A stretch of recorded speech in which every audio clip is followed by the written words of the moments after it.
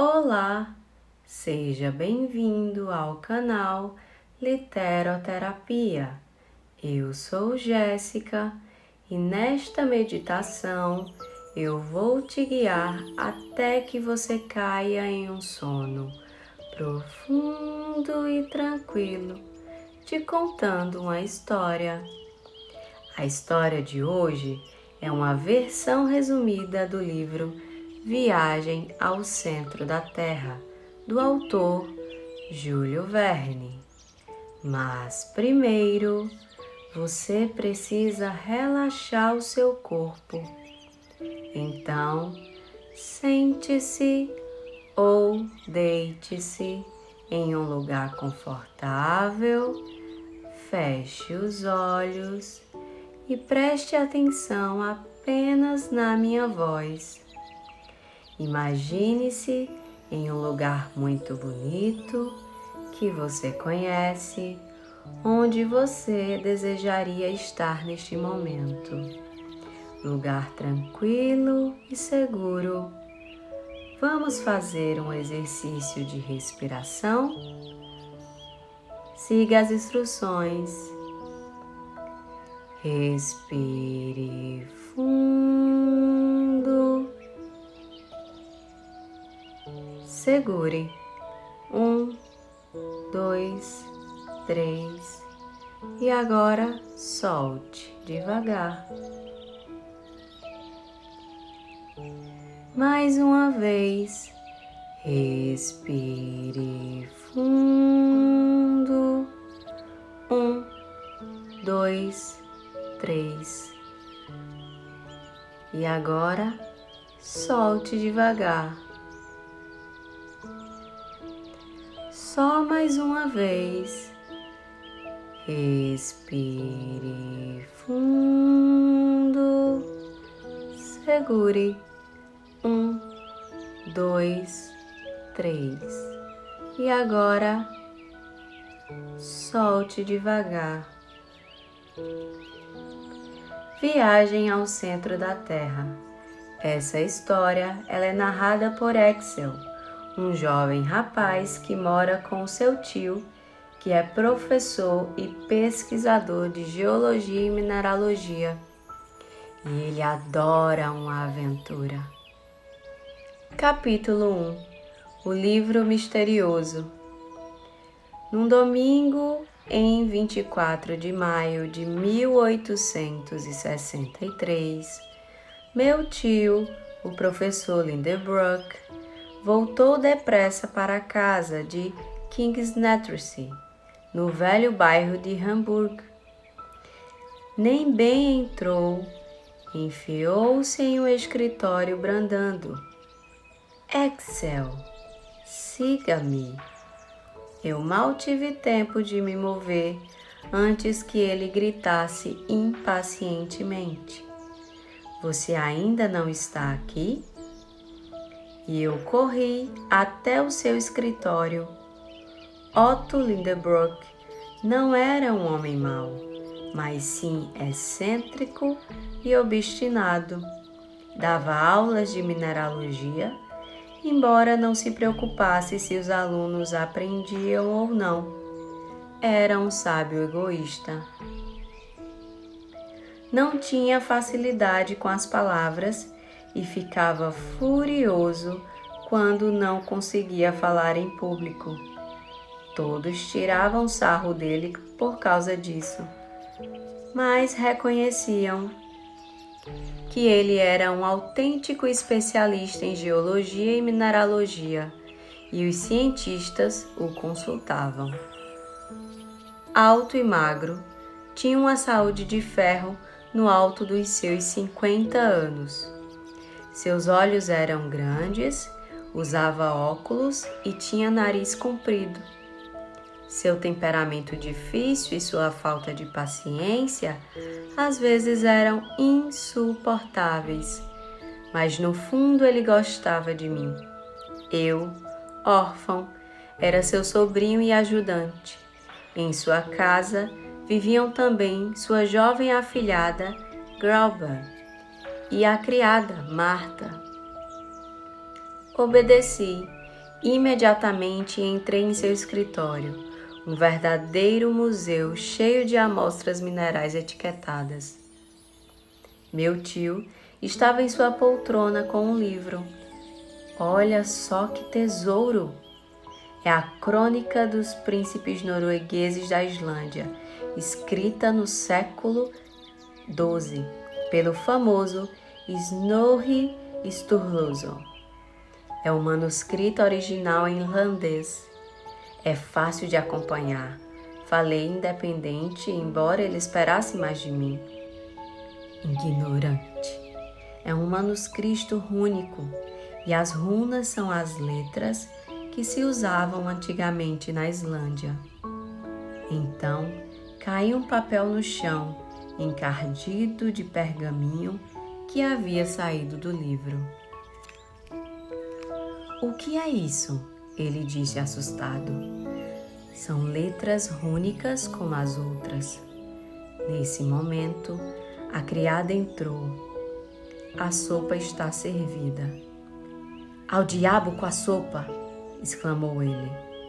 Eu saí para comer e quando estava provando meu pudim, ouvi um grito do meu tio e fui correndo até lá. Sente-se e escreva, disse-me. Vou ditar-lhe as nossas letras que correspondem a essas runas e vamos ver se entendemos alguma coisa. E não vai errar. Daquilo saiu um conglomerado de palavras incompreensíveis. Meu tio disse: as letras foram misturadas de propósito e não foram feitas pela mesma mão que escreveu o manuscrito, já que uma letra foi acrescentada ao alfabeto irlandês 2 séculos depois. Deve ter sido escrito por alguém que foi dono do livro. Teria colocado seu nome nele?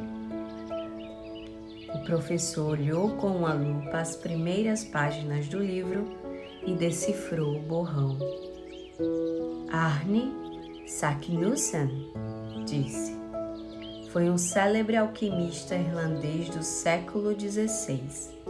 Certamente ele deve ter escondido alguma descoberta nessas letras. Não vou comer nem dormir até averiguar isso, nem você, Axel. Temos que descobrir o que ele diz. Qual será o código? Não respondi, porque estava embasbacado olhando um retrato de Grauben. A afilhada do meu tio estava com alguns parentes. Eu a adorava. Ela era uma garota loira de olhos azuis, que me ajudava a classificar os minerais e estudava comigo. Nós éramos apaixonados um pelo outro, em segredo. De repente, meu tio me trouxe de volta à realidade. Vamos tentar escrever algo na vertical, disse ele. Põe uma frase qualquer em colunas verticais e depois escreva na horizontal os grupos de letras que saem em cada linha. O resultado foi Timur, Ae, Ignu, Antibra. Meu tio pegou o papel e afirmou: está parecendo com pergaminho. Agora vou lê-lo corrigindo a primeira letra de cada grupo, depois a segunda e etc. E saiu a seguinte frase: Te amo muito, Grauben. Meu tio pigarreou e me disse: Então você gosta da Grauben? Bom, vamos agora aplicar o método ao nosso pergaminho. Isso não faz sentido! Gritou e saiu furioso de casa. Eu estava decidido a classificar os minerais, mas não deixava de pensar naquele texto. Tentei fazer outras combinações, mas todas as letras estavam dançando na minha frente. Abanei-me com o papel. Para esfriar a cabeça, e então Quando o papel se virou para mim, vi algumas palavras compreensíveis. Claro! Este era o código. O texto tinha que ser lido de trás para frente. Li a frase e fiquei perplexo ao saber que o homem havia chegado a entrar. Não, meu tio não pode saber disso. Senão, iria querer fazer isso, talvez, e me levaria com ele. Eu fiquei tão agitado que pensei em jogar o papel no fogo da lareira. Mas nesse momento meu tio apareceu. Sem dizer nada, ele se pôs a escrever fórmulas em uma folha de papel. Na hora do jantar, ele nem deu bola para o aviso de Marta. Peguei no sono no sofá e na manhã seguinte eu encontrei com os seus cálculos e os olhos vermelhos. Fiquei com pena dele, mas eu não disse nada. Quando Marta quis ir ao mercado, viu a porta fechada. Isso significava que enquanto meu tio não encontrasse a solução, ninguém na casa comeria nem sairia. Por volta das 2 horas eu estava morrendo de fome. Então decidi dizer: tem que ler de trás para frente, começando do final. Empolgado, meu tio leu e traduziu: desça até a cratera de Yokun de Snefcios, que a sombra de Escártares acaricia antes das calendas de julho, audacioso viajante, e chegará ao centro da terra. Eu fiz isso. Erne Skannussen. Capítulo 2. Depois de jantar, meu tio me levou ao escritório e disse: Axel, obrigado pela sua grande ajuda. Nunca me esquecerei disso e você vai compartilhar comigo a glória de chegar ao centro da terra. Só peço-lhe que guarde o segredo. Mas quem são essas pessoas em Yokun, Snefcios e Escártares? Perguntei. Olhe este atlas. Você vai ver que na Islândia todos os vulcões chamam-se Yoku, que significa glacial, porque nesse país congelado, muitos dos vulcões também são congelados.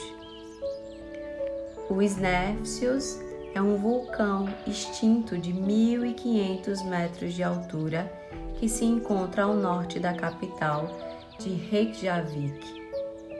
Ele é formado por várias crateras e antes das calendas de julho, ou seja, no final de julho, o Escártares, que é um dos picos da montanha, aponta com sua sombra a cratera pela qual Saknussemm entrou. Bem, mas é impossível que tenha feito essa viagem e voltado, porque, segundo as teorias científicas, a temperatura aumenta 1 grau a cada 20 metros de profundidade. Se o raio terrestre mede 7.500 quilômetros no centro da Terra, haverá mais de 200 mil graus. Ninguém sabe ao certo o que acontece ali, e a ciência está cheia de teorias que contradizem outras mais antigas. Deixei meu tio e saí para a rua. Pouco tempo depois avistei Grauben, que retornava. Ela me viu inquieto e perguntou o que acontecia comigo. Quando contei, ela ficou em silêncio e depois disse: vai ser uma viagem grande. Eu gostaria muito de ir com vocês se não fosse atrapalhar. Sua resposta me surpreendeu muito. Quando chegamos em casa, encontrei meu tio gritando entre uns carregadores que levavam algumas bagagens. O que está fazendo passeando? Suas malas não estão prontas e eu tenho que arrumar as coisas. Saímos depois de amanhã de madrugada. A Aquela noite foi horrível, eu não consegui dormir. No dia seguinte, Grauber me disse: o professor me contou o plano, conseguirá fazê-lo sem dúvida. Que glória nos espera! Quando voltar, já será um homem, livre para falar o que quiser e fazer o que quiser. Ela corou e não continuou. Aquele dia foi inteiro dedicado aos preparativos para a viagem. Na manhã seguinte, uma carruagem veio nos apanhar. Grauber se despediu de mim, garantindo-me que se casaria comigo na volta. Fomos de trem a Kiel, dali de barco para a Dinamarca e de novo de trem à sua capital, Copenhague. Conseguimos que o veleiro Valkyria nos levasse a Reykjavik em 10 dias. Quando chegamos ao porto de Reykjavik, meu tio apontou uma montanha de 2 picos coberta de neve permanentemente. Os Snæfellsjökull, exclamou. Já em Reykjavik, conhecemos o Sr. Fridriksson, professor de Ciências Naturais, que nos ofereceu para ficarmos em sua casa. Meu tio aceitou e foi até a Biblioteca Nacional em busca de algum manuscrito de Saknussemm. Eu preferi conhecer a capital. Fui logo saindo para explorar suas 2 ruas, uma de lojas e outra de casas, com suas construções de madeira e barro. Não vi árvores nem vegetação. As pessoas, de aspecto pensativo e triste, secavam bacalhau. Durante o jantar na casa do Sr. Fridriksson, meu tio comentou que a biblioteca estava quase sem livros. Ao contrário, possuímos 8.000 livros. O que acontece é que os irlandeses são amantes da leitura e do estudo, e quase todos os livros estão emprestados. Você estava procurando algum em especial? Sim, as obras de Erling Saknussemm, o grande sábio do século XVI. Infelizmente não temos. Ele foi acusado de heresia e suas obras foram queimadas em Copenhague em 1573. A conversa seguia em irlandês, pois meu tio sabia falar vários idiomas, mas alternavam em alemão ou em latim para que eu os pudesse compreender. Falando em minerais, Fridriksson disse que havia muitos vulcões na Islândia que não haviam sido estudados e mencionou o Snæfellsjökull. Pois começarei por esse, disse meu tio, ocultando verdadeiro interesse. Providenciarei a você um guia que fala dinamarquês.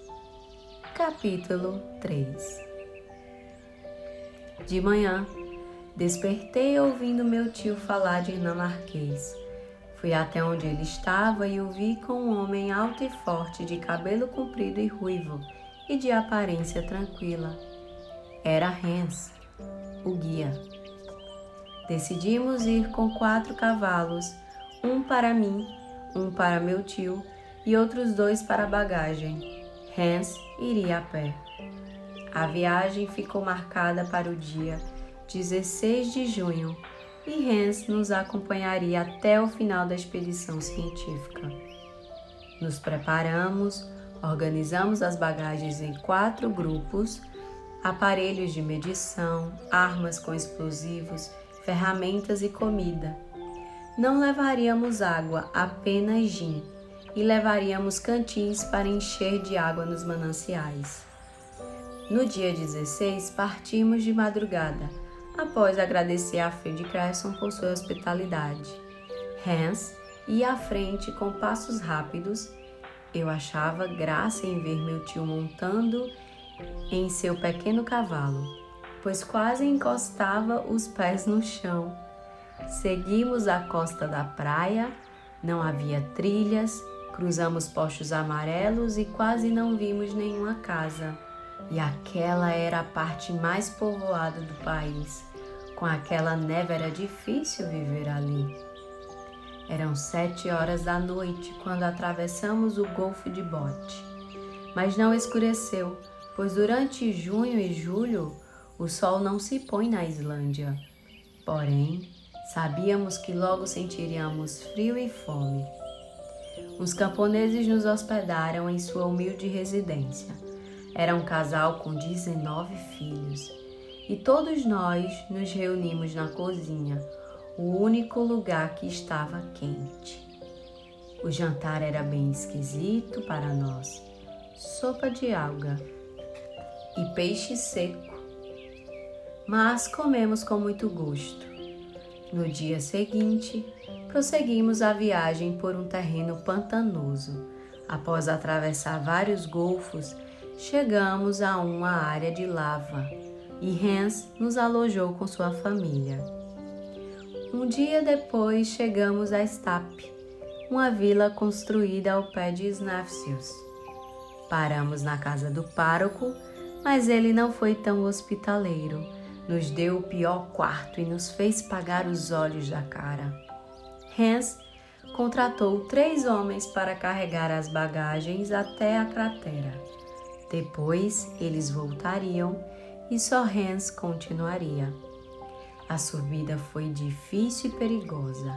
Íamos em fila indiana e tínhamos que ter cuidado com as pedras soltas. De vez em quando, meu tio me ajudava. Os irlandeses, por sua vez, eram ágeis alpinistas. Quando alcançamos a faixa de neve, o vento soprava com força e eu estava esgotado. Quis descansar, mas um turbilhão de areia vulcânica se aproximava de nós e tivemos que acelerar o passo. Avançamos em zigue-zague e, por fim, às 11 horas da noite, alcançamos o cume. Pudemos ver o sol da meia-noite projetando seus raios pálidos. Abrigamo-nos dentro da cratera para jantar e dormir. No dia seguinte, despertamos meio congelados pelo vento. A vista era magnífica. O cume do pico sul dos Snæfellsnes dava para avistar quase toda a Islândia, com seus vales, rios, lagos e geleiras, e mais além, o oceano. Hans disse que esse pico se chamava Skartaris. A cratera teria uma profundidade de 600 metros e 2.000 quilômetros de extensão. Ao meio-dia, chegamos ao fundo. Nele havia 3 chaminés, por onde o Snæfellsnes expulsou larva e vapores em sua época de erupções. Cada um desses buracos media cerca de 30 metros de largura. Eu não me atrevi a olhar para baixo, mas meu tio sim. De repente ele gritou. Pensei que ele tivesse caído por uma chaminé, mas não. Estava radiante e me chamou para mostrar uma inscrição rúnica em uma rocha. Era o nome Erne Seknussen. Os 3 carregadores foram embora e o meu tio, Hans e eu, passamos a noite ali. No dia seguinte, o céu estava nublado e sem sol. Não havia sombra para indicar a entrada. Um dia depois caiu granizo. Meu tio estava fora de si, pois era 26 de junho e se acabasse o mês, sem sair o sol, a expedição teria que ser adiada para o ano seguinte. Por fim, no domingo, dia 28, o sol apareceu sobre a entrada da cratera e o Skartaris fez sombra para a chaminé central. Adiante! Capítulo 4. Descendo até o abismo. Começava a verdadeira viagem. Eu ainda podia me recusar a participar daquela louca aventura, mas senti vergonha diante de Hans, que estava tão tranquilo. Por sorte, as paredes desse poço escuro apresentavam muitas saliências que nos facilitariam a descida, meu tio pensou num jeito de descer com a corda. Jogou metade da corda no poço e a enrolou em um bloco de lava. Então, jogou a outra metade. Nós descíamos segurando as duas pontas da corda. Quando chegávamos ao final da corda, soltávamos uma das extremidades e lançávamos a outra. Assim, fazíamos até o fim da corda e começávamos tudo de novo. Dividimos as bagagens em 3 trouxas, uma para cada um, as quais carregamos nas costas. Fizemos outra trouxa com as coisas que não se quebravam e a jogamos no fundo da chaminé. Começamos a descer primeiro, Hans, depois meu tio e eu. O silêncio profundo só era rompido pelo barulho das pedras que se desprendiam. Depois de 3 horas, ainda não se via o fundo, mas chegava menos luz de cima. Demoramos 3 horas e meia para chegar lá embaixo. A partir daí, um túnel levava para a direita. Por hora, jantamos e nos deitamos. Às 8 da manhã, um raio de luz nos despertou. Meu tio estava feliz. O que você me diz, Axel? Jamais dormimos em tão profundo silêncio. Que delícia! Mas essa calma me deixa com medo, disse. Pois nem adentramos nas entranhas da terra. Ainda estamos no nível do mar. Veja só o barômetro. A partir de agora a pressão do ar aumentará. Mas como vamos descer aos poucos, nossos pulmões vão se acostumar. Olhei pela última vez aquele céu da Islândia. E então entramos no túnel. A luz das nossas lanternas fazia a lava do chão e as paredes brilharem. Vimos estalactites e bolhas de quartzo com tons vermelhos e amarelos. Que espetáculo, tio! É magnífico! Exclamei emocionado. Então, finalmente parece esplêndido para você. Por volta das 8 da noite, meu tio deu ordem para pararmos em uma caverna. Embora estivéssemos descendo esse tempo todo, e segundo os cálculos do professor, havíamos chegado a 3.000 metros abaixo do nível do mar. A temperatura só havia aumentado 9 graus. De 6, quando começamos, para 15. A teoria científica estava errada. Não estávamos nos queimando. Na manhã seguinte, nós continuamos a descida até que o túnel se dividiu em 2. Meu tio não quis mostrar diante de nós que tinha dúvidas e escolheu da direita sem titubear.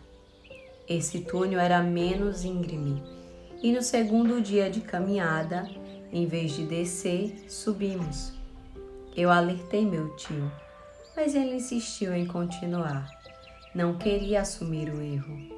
Ao meio-dia, as paredes já não eram de larva, e sim de pedra, calcária e de arenito. Olha, tio, eu disse a ele, isto significa que chegamos ao período em que aparecem os primeiros seres vivos. Não me respondeu e seguiu avançando.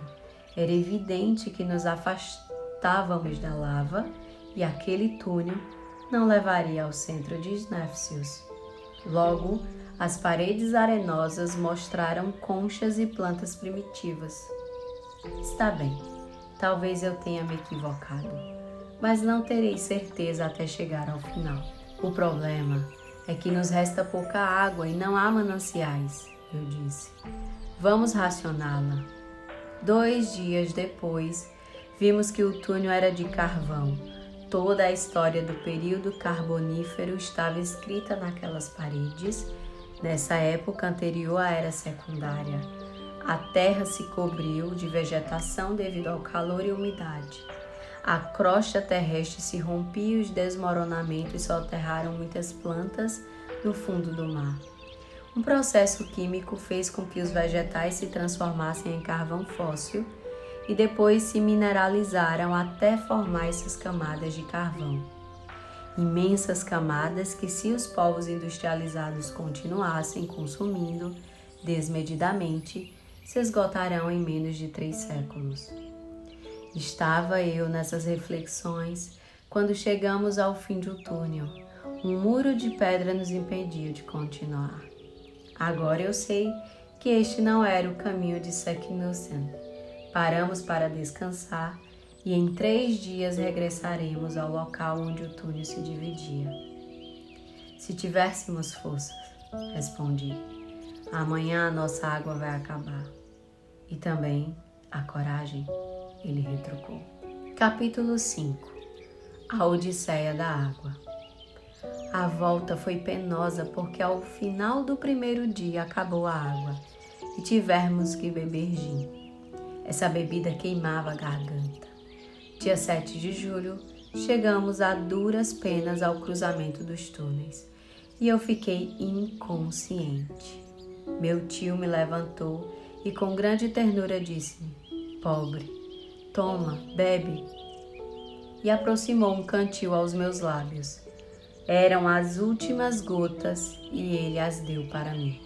Quando me recuperei, eu disse ao meu tio que tinha que voltar para a boca da cratera. Sem água era impossível continuar.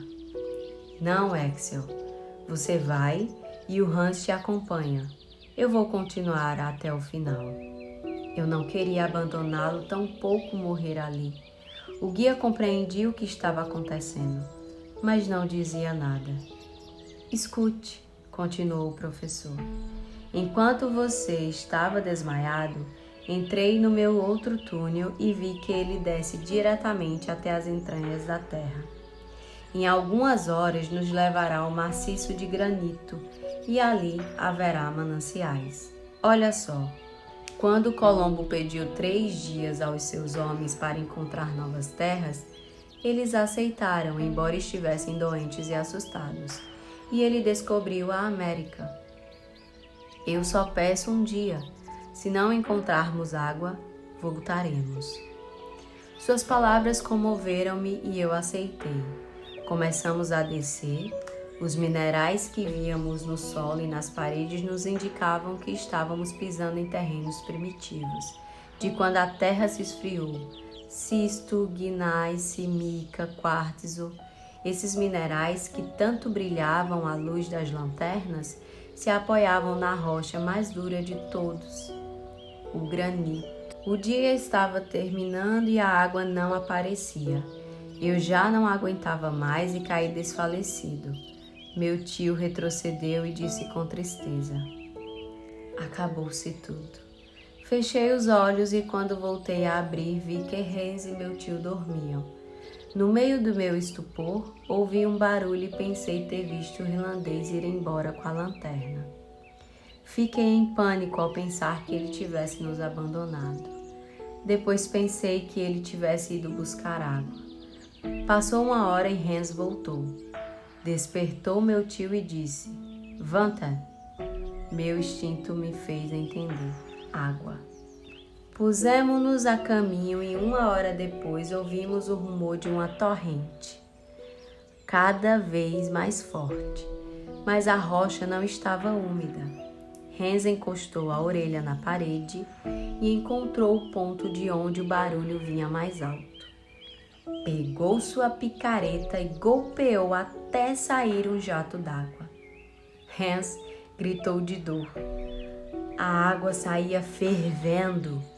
Deixamos a água esfriar e logo pudemos beber até nos saciarmos.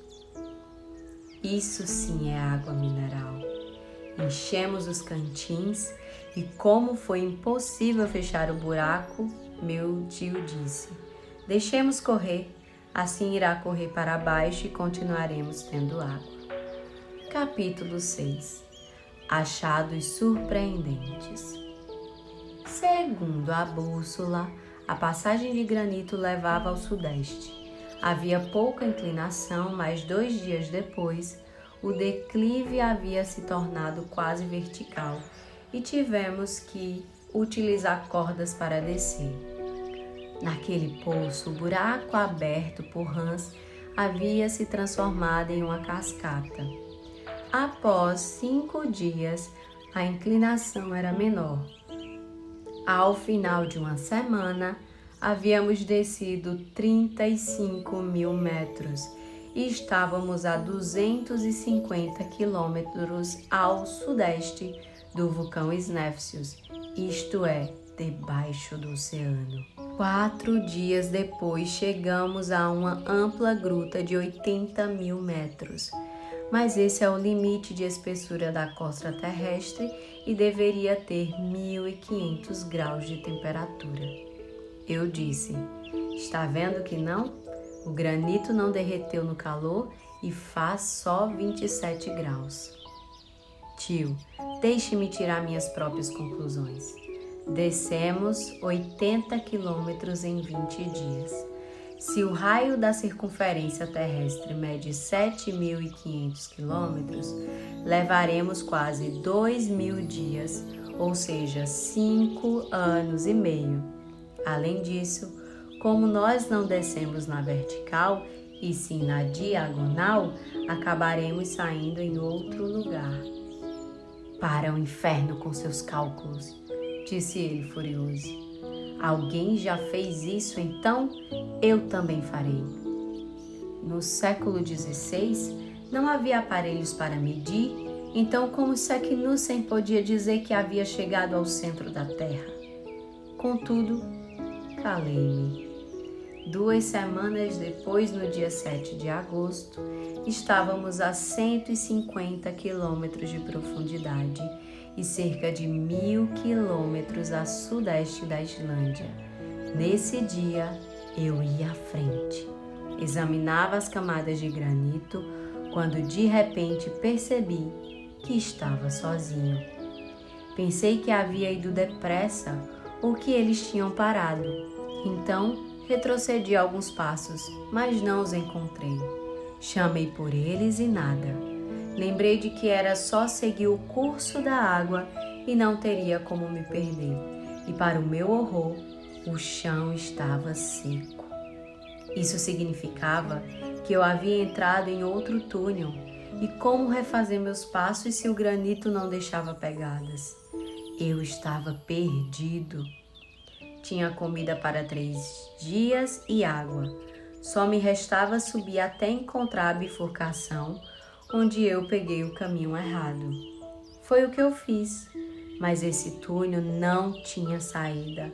Bati contra o muro e caí tropeçando.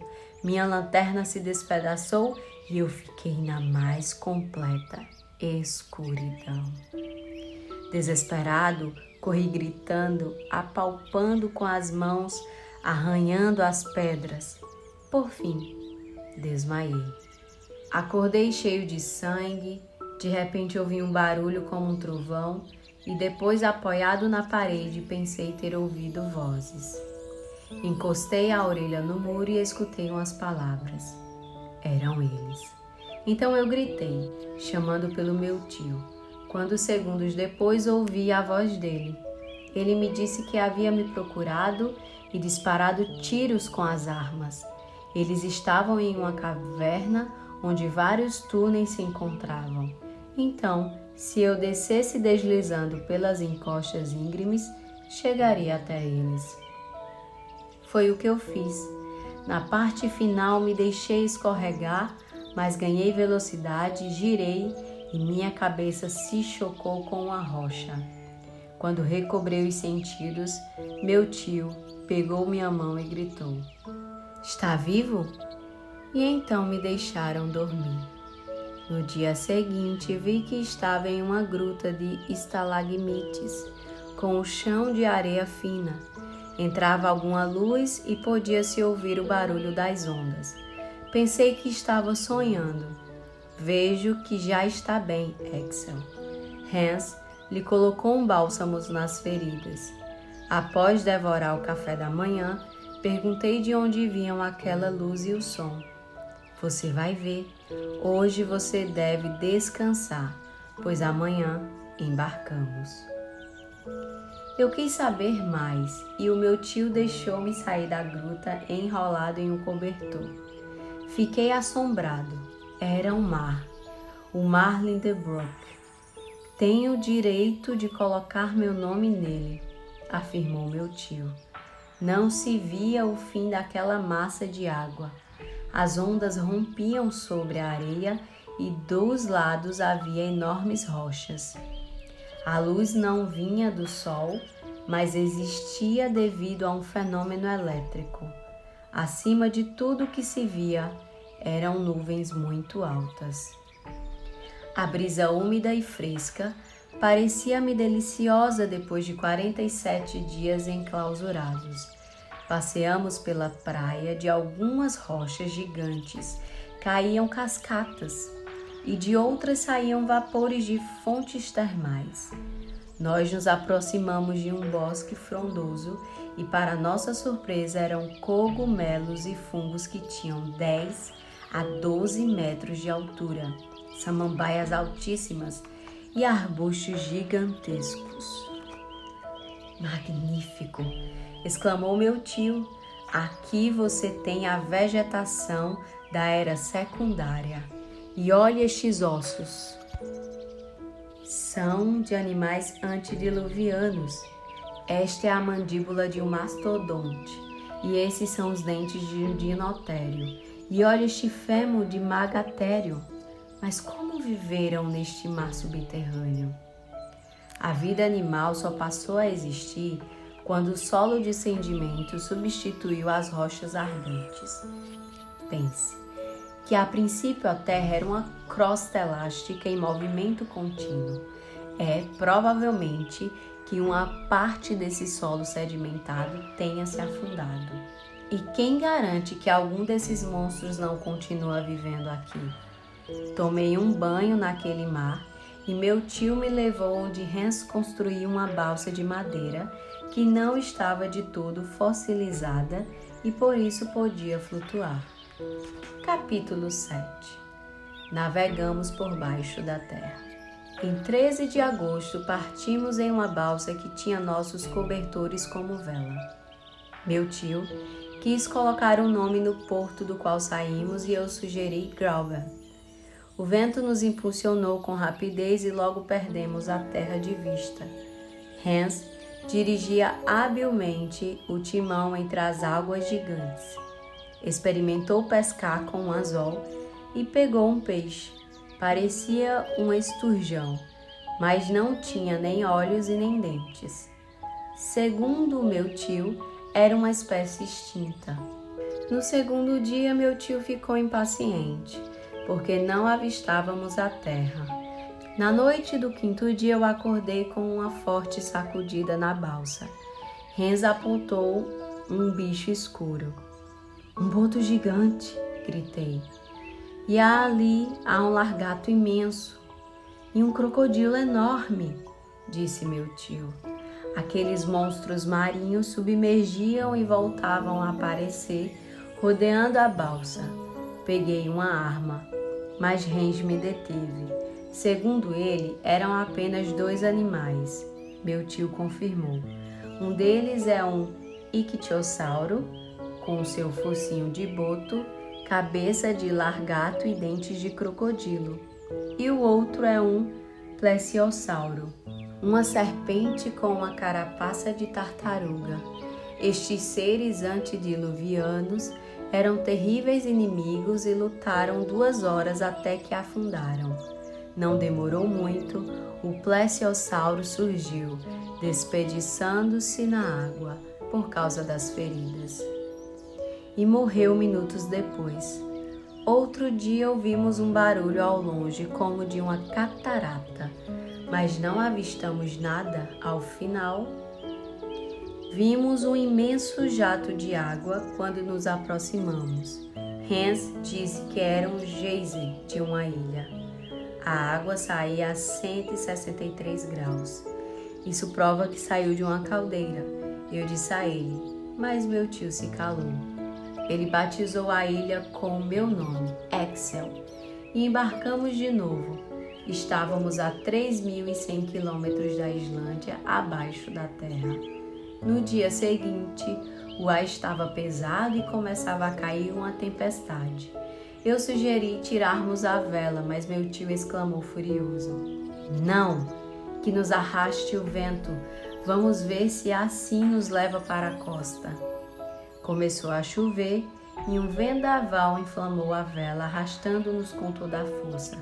Tivemos que nos amarrar à balsa para não cair com aquelas ondas gigantescas. E o pior foi a tempestade elétrica, de raios e relâmpagos e trovões ensurdecedores. De repente, uma bola de fogo esbranquiçada veio até nós, partiu o mastro e em seguida tocou nas nossas coisas. A bola elétrica magnetizou todo o ferro que havia a bordo e tudo ficou grudado. Por fim, a bola de fogo estourou, soltando faíscas. A tempestade continuou e acabamos nos chocando contra as rochas da costa. Hans salvou a minha vida e me levou à praia, onde já estava meu tio, e depois recuperou o que pôde do naufrágio. No dia seguinte, o professor calculou onde poderíamos estar, contando os 4 dias de tempestade na mesma direção, sudeste, e afirmou que o mar Mediterrâneo se encontrava sobre nós. Porém, quando consultou a bússola, a agulha marcava o norte. Isso nos fez pensar que durante a tempestade a direção do vento havia mudado.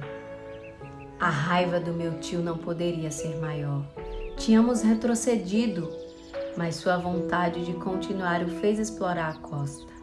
A praia estava cheia de conchas, fósseis e carapaças de cliptodontes. O mar deve ter coberto essa região em outras épocas. Mais adiante vimos um campo cheio de esqueletos, leptotérios, megatérios, mastodontes, pterodactos e até um crânio humano. Quem o descobriu foi meu tio, assombrado. Isso confirmava que houve seres humanos no período quaternário. Mais tarde encontramos uma floresta do período terciário, palmeiras, pinheiros, musgos e samambaias, mais descoloridos pela falta de sol, e vimos uma manada de mastodontes vivos. Seu pastor era um homem de 3,5 metros e de cabeça enorme. Foi um sonho? Fugimos correndo. Na costa encontramos um punhal enferrujado. Meu tio pensou que fosse de Ernie Saknussemm. Procuramos algum sinal perto dali. Em uma rocha próxima à entrada de um túnel, vimos 2 iniciais. Então, eu já não duvidei mais daquela viagem. Meu tio chamou essa elevação rochosa de Cabo de Saknussemm e nós adentramos o túnel com Hans. A poucos passos, um bloco de pedra nos impediu de seguir em frente. Deduzi que teria caído depois que Saknussemm entrou e sugeri destruí-lo com pólvora. Em 27 de agosto, acendi o pavio e corri até a balsa onde eles estavam. Afastamo-nos da costa e ficamos esperando. As pedras se abriram e o mar se transformou em uma onda gigante que nos levou. A explosão havia causado um terremoto e o mar nos arrastava até esse buraco, onde não havia luz. Hans ligou sua lanterna e vimos-nos girando em redemoinhos e chocando-nos contra a parede da rocha. Desciamos 150 km por hora. Havíamos perdido nossas coisas e só tínhamos a bússola. De repente, a lanterna apagou-se. Agarramo-nos uns aos outros e logo sentimos que estávamos subindo. Hans acendeu uma tocha. Como eu imaginava, a água, depois de chegar ao fundo do poço, recupera seu nível e nos faz subir à superfície com ela, explicou meu tio. Passou 1 hora, subíamos com rapidez e a temperatura aumentava, talvez fosse uns 40 graus. Se o tipo de rocha, a eletricidade e o magnetismo haviam modificado as leis da natureza até então, agora nos era mostrada a teoria do fogo central. A temperatura continuava subindo e tiramos a roupa, a água fervia e a bússola girava sem parar. Ouvíamos explosões e o meu tio esperava que fosse uma grande erupção. Assustado, gritei. Estávamos dentro de um vulcão ativo e seremos expelidos entre as rochas ardentes. Essa é a única forma de sair, disse ele.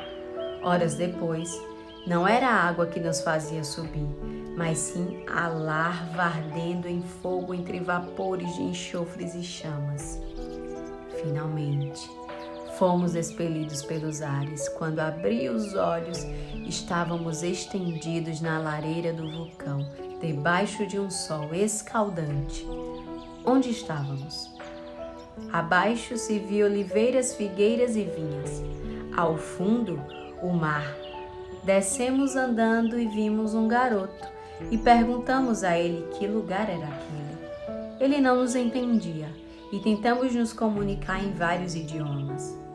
Por fim, em italiano, ele nos disse que era da ilha de Stromboli. Havíamos saído pelo vulcão de Etna. Estávamos ao sul da Itália. Fomos até o porto, dissemos que éramos náufragos e os pescadores nos deram roupa e comida. Em 4 de setembro, embarcamos no dia 9, chegamos em Hamburgo. Todos já sabiam da nossa viagem e meu tio ficou famoso. Hans retornou à Islândia. Este livro, Viagem ao Centro da Terra, foi impresso e traduzido. Ainda assim, meu tio estava angustiado por não saber explicar os dados da bússola. Um dia, quando eu a tinha em minhas mãos, percebi que agora ela marcava o sul e não o norte. Contei a ele e o professor me deu a explicação. A bola de fogo que havia imantado o ferro enlouqueceu a bússola. Meu tio ficou feliz e eu mais ainda ao me casar com a minha preciosa Grauber.